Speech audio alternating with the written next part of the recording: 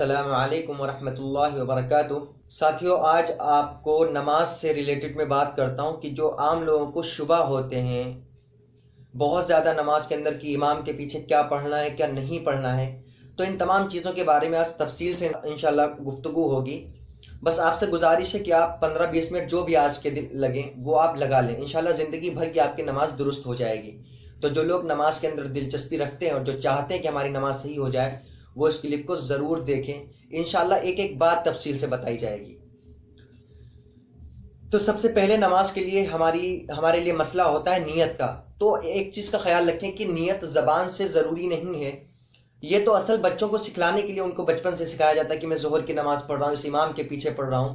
اصل بالغ ہونے کے بعد آپ کے لیے بس اتنا کافی ہے کہ آپ کے دل میں خیال ہو، آپ گھر سے وضو کر کے جائیں یا مسجد میں وضو کریں کہ ہاں مجھے ظہر کی نماز پڑھنی ہے امام کے پیچھے، اتنا کافی ہے۔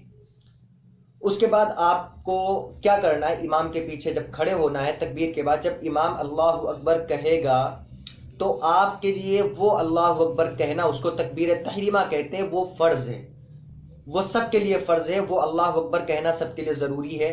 اور اس میں کانوں تک اس طرح ہاتھ اٹھائے جائیں گے اور ہتھیلیاں قبلے کی طرف سیدھی رہیں گی، یہ اس طرح ایسے، یہ اسے الٹے سیدھے ہاتھ نہیں، سیدھے ہاتھ رکھیں اور انگلیوں کو بہت زیادہ نہ ملائیں، عام حالت پہ جیسے انگلیاں ہوتی ہیں اس طرح رکھیں، یہ سب سے پہلی چیز۔ اس کے بعد نمازیں دو طریقے کی ہوتی ہیں، ایک تو جس میں امام زور سے قرات کرتا ہے اور ایک جس میں امام آہستہ سے قرات کرتا ہے۔ اب دونوں میں فرق کیا ہے؟ جس میں امام زور سے قرات کرتا ہے اس میں اگر آپ امام کے ساتھ میں شریک ہوئے بالکل شروع سے، یعنی تکبیر تحریمہ سے، تو آپ کو ثنا پڑھنی ہے، اس کے بعد خاموش ہو جانا ہے، اور اس کے بعد امام اس میں قرات کرے گا تو آپ کو خاموش رہنا ہے۔ بہت سے لوگوں کو دیکھا گیا کہ وہ قرات کرتے امام کے پیچھے، نہیں کرنا ہے، آپ کے لیے جائز نہیں ہے۔ اس کے بعد جب سورہ فاتحہ مکمل ہو جائے امام کی تو آمین آپ کو کہنا ہے، جب سورہ فاتحہ مکمل ہو اس کے بعد آپ کو پھر خاموش ہونا ہے، اس کے بعد سورت بھی امام کے ساتھ نہیں پڑھنی ہے۔ تو یہ تو تھا جب آپ امام کو تیز، جس میں امام تیز آواز سے وہ قرات کرتا ہے اس میں امام کو بالکل شروع سے پائیں، لیکن اگر آپ امام کو پائیں کہ وہ امام قرات شروع کر چکا تھا تو اب آپ کو صرف اللہ اکبر کہہ کے ہاتھ باندھ کے خاموش کھڑے ہونا ہے، کچھ بھی نہیں پڑھنا ہے، یہ خیال رکھیں، کچھ بھی نہیں پڑھنا ہے، خاموش کھڑے ہونا ہے۔ اور اب جن نمازوں میں امام آہستہ قرات کرتا ہے اس میں اگر آپ بالکل شروع سے امام کے ساتھ پڑھیں تو اس میں تو پتہ نہیں چل رہا کہ امام قرات کرے گا، تو اس سے پہلے ہم کو ثنا پڑھ لینی ہے۔ تو اس کا یہ طریقہ ہے کہ اگر آپ کو اتنی امید ہو کہ ابھی تک امام نے قرات شروع نہیں کی ہوگی تو آپ ثنا پڑھ لیں، اور اگر آپ کو یہ لگے کہ امام قرات شروع کر چکا ہوگا یعنی سورہ فاتحہ پڑھنا شروع کر دی ہوگی تو اب آپ خاموش ہو جائیں، اب آپ کو کچھ بھی نہیں کہنا ہے۔ پھر اس کے بعد سیدھا اس میں آپ کو رکوع کرنا ہے، جس میں تیز آواز سے نماز پڑھتا ہے، امام پڑھاتا ہے تیز آواز سے، جس میں قرات کرتا ہے اس میں تو آپ کو سورہ فاتحہ کے بعد آمین کہنا ہے، لیکن جس میں تیز آواز سے امام قرات نہیں کرتا اس میں آمین بھی نہیں کہنا ہے، یہ سب سے بڑی چیز، ٹھیک ہے۔ اس کے بعد جب آپ رکوع میں جائیں گے تو جب امام رکوع کی تکبیر کہے گا وہ آپ بھی کہیں گے، لیکن یہ تکبیر جو ہے یہ امام کے لیے بھی اور مقتدیوں کے لیے بھی سنت ہے، اگر نہیں کہیں گے تو ایک سنت میں کمی ہوگی، البتہ نماز ہو جائے گی، لیکن کہنا سب کے لیے ضروری ہے، یعنی سنت ہے، امام بھی کہے گا اور مقتدی بھی تکبیر کہیں گے۔ یہ اس میں لوگ بہت زیادہ، یہ سوال میرے سے کئی بار کیا گیا، کیا امام کے پیچھے مقتدی بھی ساری تکبیرات کہے گا؟ تو میں کہتا ہوں جی ہاں بالکل کہے گا۔ تکبیر تحریمہ جو سب سے پہلی والی ہوگی تکبیر، وہ تو فرض ہے ہر ایک کے لیے، وہ تو کہنا ہی کہنا ہے، لیکن رکوع کی تکبیر پھر امام کے ساتھ ساتھ مقتدی کو بھی کہنا ہے۔ اس کے بعد مقتدی، امام بھی رکوع کی تسبیحات پڑھے گا، مقتدی بھی تسبیحات پڑھے گا، اور پھر جب امام رکوع سے اٹھے گا تو امام کہے گا سمع اللہ لمن حمیدہ، اور مقتدی کو کہنا ہے ربنا لک الحمد یا ربنا ولک الحمد، الگ الگ اس میں الفاظ آئے، واو کے ساتھ ہے، واو کے ساتھ نہیں بھی ہے، تو آپ ربنا لک الحمد کہہ لیں یا ربنا ولک الحمد کہہ لیں، دونوں جائز ہیں۔ اس کے بعد جب امام سجدے میں جائے گا تب بھی آپ کو سجدے کی تکبیر کہنی ہے، سجدے کی تکبیر کہنی ہے آپ کو کہ اللہ اکبر، یہ جو امام کہے گا تو آپ کو بھی کہنی ہے، پھر سجدے کی تسبیحات پڑھنی ہے، پھر امام پہلے سجدے سے اٹھے گا اللہ اکبر کہے گا، آپ کو بھی کہنا ہے، یہ تمام سنت تکبیرات ہیں، فرض صرف پہلی والی ہے۔ اس کے بعد امام پھر دوسرے سجدے میں جائے گا، اللہ اکبر کہے گا، آپ کو بھی کہنا ہے، پھر امام دوسرے سجدے سے اٹھے گا، پھر آپ کو کہنا ہے۔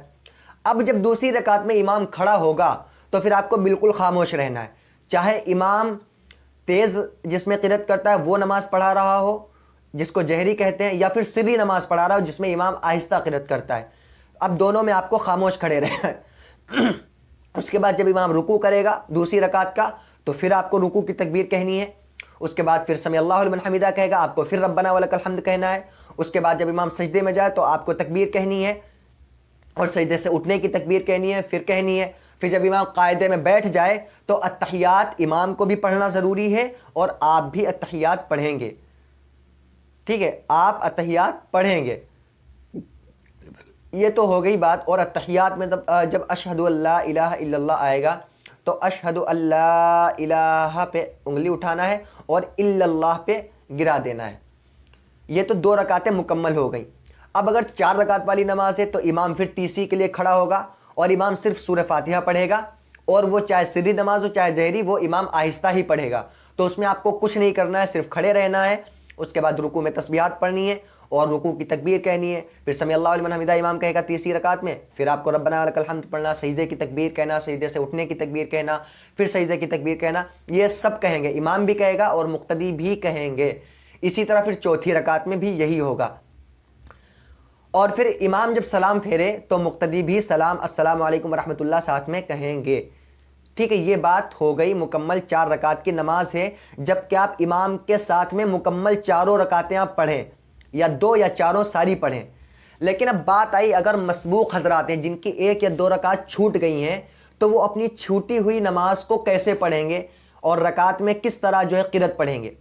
جب امام سلام پھیرے گا تو وہ امام کے ساتھ سلام نہیں پھیریں گے. بھول کر بھی اگر پھیریں گے تو سجدہ سہو واجب ہو جائے گا، اور اگر جان بوجھ کے پھیریں گے، اس کو پتا ہے کہ میری 1 رکعت چھوٹی ہے یا 2 چھوٹی ہے، اور امام کے ساتھ سلام پھیر دے گا، بشرطے کہ امام السلام لفظ کہہ چکا ہو اس کے بعد اس نے سلام پھیرنا شروع کیا ہے. ٹھیک ہے، لیکن اگر امام کے السلام کہنے سے پہلے چاہے بھول سے پھیرے چاہے جان بوجھ کے، تب تو نماز فاسد ہی ہو جائے گی. امام جب لفظ السلام ایک طرف کہہ چکا ہے داہنی طرف، اس کے بعد جب مقتدی یا مسبوق امام مسبوق جو ہے وہ سلام پھیرنا شروع کرے گا، اگر بھول کر کرے گا تو سجدہ سہو واجب ہو جائے گا. یہ اکثر لوگ غلطی کرتے ہیں، جن کے رکعت چھٹی ہوتی ہے وہ امام کے ساتھ سلام پھیر دیتے ہیں اور بعد میں سجدہ سہو نہیں کرتے. آپ کو سجدہ سہو کرنا ہے اگر بھول سے کیا ہے آپ نے. اگر جان بوجھ کے کیا ہے تو اب آپ کے لیے نماز کا دہرانا ضروری ہے. یہ مسبوق کے لیے خاص مسئلہ ہے، اس کو ذہن میں رکھیں. اس کے بعد مسبوق کیسے اپنی رکعت کو پوری کرے گا؟ تو جب کھڑا ہوگا تو ثنا پڑھ لے تو کوئی دقت نہیں ہے. اعوذ باللہ من الشیطان الرجیم یہ پڑھے گا، اعوذ باللہ من الشیطان الرجیم اب پڑھے گا. یہ جب امام کے ساتھ پہلی رکعت میں شریک ہوا تھا، جو پہلی میں نے 4 رکعتیں بتائیں اس میں صرف ثنا پڑھنا ہے پہلی رکعت میں، اس کے بعد اعوذ باللہ بسم اللہ نہیں پڑھنا ہے. لیکن یہاں اس کو ثنا تو نہیں پڑھنی ہے. اگر مسبوق ہے جس کی کوئی رکعت چھوٹ گئی ہے، ثنا نہیں پڑھے گا لیکن اعوذ باللہ من الشیطان الرجیم پڑھے گا، بسم اللہ الرحمن الرحیم بھی پڑھے گا. یہ سنت ہے. پڑھ کے سورہ فاتحہ پڑھے گا اور اس کے بعد سورت بھی ملائے گا. اگر 1 رکعت اس کی چھوٹی ہے تو، اور اگر 2 چھوٹی ہیں دوسری رکعت میں پھر کھڑا ہوگا تو اعوذ باللہ نہیں پڑھے گا، اب بسم اللہ پڑھے گا، سورت پڑھے گا، قرأت کرے گا، پھر قاعدہ کر لے گا. اور قاعدے میں ساری چیزیں اس کو پڑھنی ہے. اب اپنی نماز جیسے پڑھتے ہیں اس طریقے سے کرنا ہے. لیکن اگر 3 رکعت چھوٹی ہیں تو اس کا تھوڑا مسئلہ ہے، تھوڑا ٹپیکل، وہ سمجھے. اگر 3 رکعت کسی کی چھوٹی ہیں، اس نے امام کی صرف 1 ہی رکعت پائی 4 رکعت والی میں، تو اب وہ کیا کرے گا؟ وہ اٹھے گا اور اعوذ باللہ پہلی رکعت میں اعوذ باللہ من الشیطان الرجیم پڑھے گا، بسم اللہ پڑھے گا، سورہ فاتحہ پڑھے گا، سورت پڑھے گا، اور رکوع کرے گا، سجدہ کرے گا. سجدہ کرنے کے بعد بیٹھے گا اور قاعدہ کرے گا، اور قاعدے میں صرف التحیات پڑھ کے پھر کھڑا ہو جائے گا. پھر کھڑا ہونے کے بعد اب صرف بسم اللہ پڑھے گا، سورہ فاتحہ پڑھے گا، سورت پڑھے گا، اور سورت بھی پڑھے گا. یہ کہنے کا مطلب ہے سورت بھی پڑھے گا. اگرچہ ان دونوں رکعتوں کے بیچ میں اس کو قاعدہ کرنا پڑا ہے، لیکن سورت قاعدے سے پہلے والے میں بھی کرے گا. یہ اس کی پہلی اور قاعدے کے بعد والی اس کی دوسری رکعت ہے، اس لیے پہلی میں اور دوسری میں سورہ فاتحہ کے ساتھ سورت کو ملائے گا اور پھر پوری رکعت کرے گا. پھر کھڑا ہو جائے گا، پھر بسم اللہ پڑھے گا، سورہ فاتحہ پڑھے گا، اب سورت نہیں ملائے گا. ایسا کیوں؟ کیونکہ مسبوق کی جو رکعت ہوتی ہیں چھوٹی ہوئی، وہ قرأت کے اعتبار سے تو پہلی رکعتیں ہوتی ہیں، لیکن رکعتوں کے اعتبار سے اور قاعدے کے اعتبار سے آخر کی رکعت ہوتی ہیں. جیسا کہ میں نے سمجھایا، قرأت کے اعتبار سے پہلی رکعت ہوتی ہیں. ان کا کیا مطلب ہے؟ یعنی پہلی 2 رکعتوں میں اس کو قرأت کرنی ہے. اگر 3 رکعت چھوٹی ہیں یا 2 چھوٹی ہیں تو 2 میں اس کو قرأت کرنی ہے. چاہے بیچ میں اس کو قاعدہ کرنا کیوں نہ پڑ رہا ہو. قاعدے کے اعتبار سے کیونکہ وہ آخر کی رکعتیں ہیں تو اس کو قاعدہ کرنا پڑے گا, لیکن قرأت کے اعتبار سے اس کی رکعتیں وہ پہلی ہیں, اس لیے دونوں میں کرے گا. چاہے پہلی پڑھ کے قاعدہ کر رہا ہے پھر دوسری پڑھ رہا ہے, تب بھی دوسری میں اس کو سورت ملانی ضروری ہے, یعنی 2 رکعت میں اس کو سورت ملانی ضروری ہے. یہ اکثر لوگ غلطیاں کر جاتے ہیں. اب دوسری چیز کہ اب مکمل سلام پھیرے گا جیسے پھیرتا ہے, لیکن اگر مسبوق حضرات امام کے سلام پھیرنے کے بعد جب اپنی رکعت کوئی پڑھ رہے ہیں اور کوئی ایسی غلطی کر دیں جس سے سجدہ سہو واجب ہوتا ہے, تو ان کو اب سجدہ سہو کرنا پڑے گا, کیونکہ جب تک امام کے تابع تھے تب تک غلطی ان کی نہیں تھی, لیکن اب وہ اپنی نماز پڑھ رہے ہیں اس لیے ان کو سجدہ سہو کرنا ضروری ہے. تو نماز کے اندر خاص طور سے کیا غلطیاں ہوتی ہیں عوام میں؟ ایک تو یہ کہ امام کے پیچھے قرأت کرتے ہیں. قرأت نہیں کرنا ہے, جائز نہیں ہے آپ کے لیے, چاہے سری رکعت ہو چاہے جہری رکعت ہو, صرف امام قرأت کرے گا. آپ کو صرف نیت باندھنے کے بعد ثنا پڑھنی ہے امام کے ساتھ. اگر بالکل پہلی شروع سے پڑھ رہے ہیں تو ثنا پڑھنے کے بعد آپ کو خاموش ہو جانا ہے, اس کے بعد صرف رکوع کی تکبیر کہہ کے رکوع کی تسبیحات پڑھنی ہے, تو آپ کو قرأت نہیں کرنی ہے. دوسری چیز کہ امام کے ساتھ تمام تکبیراتیں چاہے وہ رکوع کی ہو سجدے کی ہو, سب کے سب امام کے ساتھ مقتدیوں کو بھی کہنی ہے. یہ چیز ذہن میں رکھیں. تکبیریں اکثر لوگ سوچتے ہیں کہ ہمیں نہیں کہنی لیکن کہنی ہے. اس کے بعد تمام کو امام کے ساتھ ساتھ سلام بھی پھیرنا ہے. یہ چیز دھیان رکھیں. امید ہے کہ یہ بات تو آپ کو مکمل سمجھ میں آ گئی ہوگی. اسی کے ساتھ آپ کو نماز جنازہ کے بارے میں بتاتے ہیں. نماز جنازہ کے اندر جو تکبیرات ہیں وہ فرض ہیں ساری کی ساری. اب میں جو نماز امام کے ساتھ مسجد میں پڑھی جاتی ہے رکوع سجدے والی, اس کے اندر پہلی جو تکبیر ہے تکبیر تحریمہ وہ تو فرض ہے. اس کے بعد چاہے کوئی تکبیر نہ کہیں تب بھی نماز ہو جائے گی, تب بھی نماز ہو جائے گی. البتہ سنت چھوڑنے کی وجہ سے گناہ ہوگا یا نماز کے اندر کمی آئے گی ثواب کے اندر, وہ الگ چیز ہے, لیکن نماز ہو جائے گی چاہے کوئی بھی تکبیر نہ کہے. ٹھیک ہے, ارکان فرض ہیں, رکن کہ رکوع اور سجدہ فرض ہیں, تکبیرات فرض نہیں ہیں اس کی. لیکن تکبیر نماز جنازہ کے اندر نماز جنازہ کے اندر ساری تکبیریں کہنا فرض ہیں, اور اس کے اندر درود شریف پڑھنا, ثنا پڑھنا اور دعا پڑھنا یہ ساری سنتیں ہیں. فرق بالکل الٹا ہے, یہ سمجھ لیں. ٹھیک ہے, تو یہاں نماز جنازہ کے اندر تکبیریں ساری فرض ہیں. امام تکبیر کہے گا, چاروں تکبیریں آپ کو بھی کہنی ہے. یہ ہر ایک کے اوپر فرض ہے, یہ نماز کا رکن ہے, اور رکن ہر ایک کے لیے ادا کرنا ضروری ہوتا ہے. کسی کے لیے نماز درست نہیں ہوگی. اب بات آتی ہے کہ نماز میں آپ کو کھڑے کیسے ہونا ہے.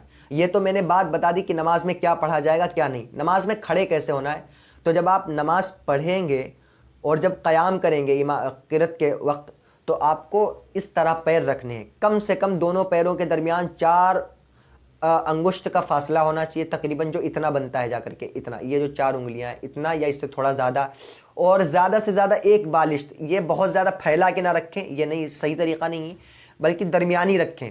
لیکن پیروں کی انگلیوں کو پیروں کے رخ کو بالکل سیدھا رکھیں. یہ نہیں اس طرح نہیں رکھنا ہے, یہ سنت کے خلاف ہے, نماز کے ادب کے خلاف ہے. ایسے بھی نہیں کرنا ہے اور ایسے بھی نہیں کرنا ہے, ایسے بھی نہیں رکھنا کہ ایک آگے ہے ایک پیچھے, ایسے بھی نہیں. برابر رکھنے ہیں اور سیدھے رکھنے ہیں, اور دونوں کا رخ قبلے کی طرف ہونا ہے. ساری پیروں کی انگلیاں سیدھی رکھنی ہیں. یہ تو کھڑے ہونے کا مسئلہ ہو گیا. نیت جب آپ باندھیں گے تو ناف کے نیچے باندھیں گے, ناف کے تھوڑا سا بالکل نیچے, یہ نہیں بالکل یہاں پیجامے کے اوپر باندھ لیجیے, نہیں, ناف کے ہلکا سا نیچے باندھیں گے. اور اس طرح کہ بائیں ہاتھ کی ہتھیلی نیچے ہوگی, دائیں ہاتھ کی ہتھیلی اوپر ہوگی, اور چھونیاں اور انگوٹھے سے حلقہ بنا کے آپ کلائی کو پکڑیں گے, اس کلائی کو اس طرح, اور یہ 3 انگلیاں اوپر رہیں گی.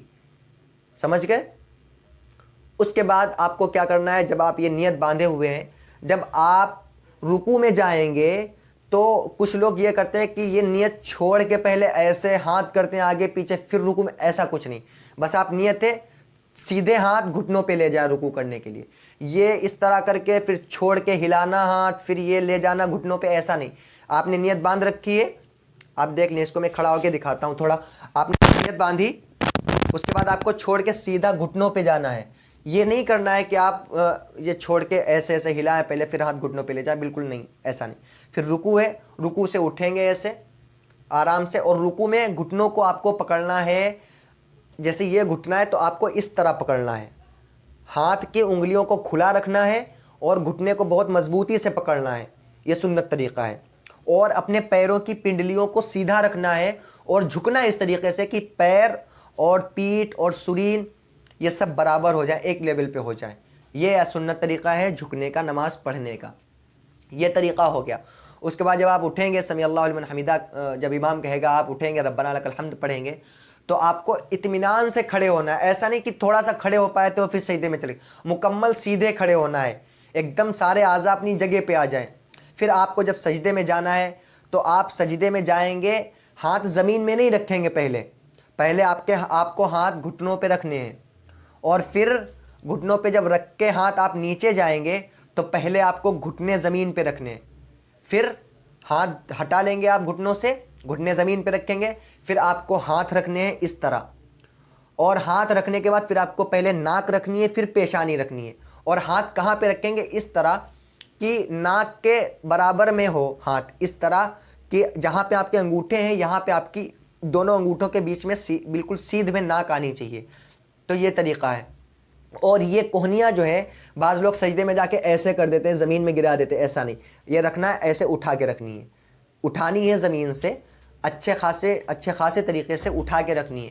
یہ سجدے کا طریقہ ہو گیا. اتحیات میں جب آپ بیٹھیں گے تو داہنے پیر کو ایسے کھڑا رکھنا ہے اور اس کی انگلیاں یوں قبلے کی طرف موڑ کے رکھنا ہے، انگلیاں جو نیچے سے قبلے کی طرف موڑ کے رکھنا ہے، اور بایاں پیر اس طریقے سے رکھنا ہے. وہ آپ بیٹھنے کا طریقہ سمجھتے ہیں، میں بیٹھ کے نہیں بتا سکتا یہاں پہ، لیکن کچھ لوگ دونوں پیر ادھر نکال دیتے ہیں اس طریقے سے، یہ بھی غلط ہے. کچھ لوگ ادھر نکال دیتے ہیں دونوں پیر، یہ بھی غلط ہے. کچھ لوگ دونوں ایسے رکھ لیتے ہیں، یہ بھی غلط ہے. ایک آپ کو ایسے رکھنا ہے، ایک قبلے کی طرف ایسے جھکا کے رکھنا ہے. سمجھ گئے بات؟ تو یہ مکمل طریقہ نماز کا ہو گیا. آپ نماز اسی طریقے پہ پڑھیں. یہ ضرور دھیان رکھیں نماز پڑھتے ہو کہ آپ کس کے سامنے کھڑے اور کیا عمل کر رہے ہیں. نماز جیسی پسندیدہ اور محبوب عبادت اللہ کے نزدیک کوئی نہیں ہے. یہ خیال رکھیں کہ سب سے پہلے نماز کا سوال کیا جائے گا. جہنم میں جانے والوں سے سب سے پہلے پوچھا جائے گا کہ ما سلککم فی سقر، تمہیں جہنم میں کس چیز نے پہنچا دیا؟ تو وہ کہیں گے لم نکو من المصلین، ہم نماز نہیں پڑھتے تھے. تو میرے دوستو نماز سب سے اہم رکن ہے اسلام کا.